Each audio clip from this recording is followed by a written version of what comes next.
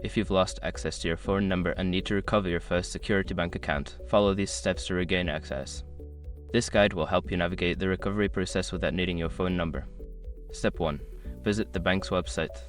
Go to the official First Security Bank website. Look for the Forgot Password or Account Recovery link on the login page. This will direct you to the recovery options available. Step 2. Select Recovery Options.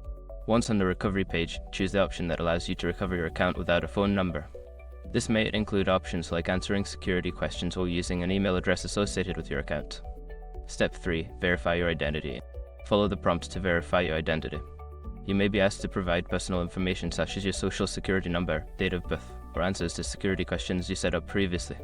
Step 4. Access your email. Don't continue before doing this. A lot of online accounts end up exposed in breaches without people even realizing it. Use ISROC to constantly monitor your email and accounts and get alerted immediately if your information gets leaked online. It scans billions of breach records 24/7 in the background. And honestly, for a few dollars a month, it's something everybody should probably have. Link in the description. Step 5. Reset your password. Click on the recovery link or use the temporary password to log into your account.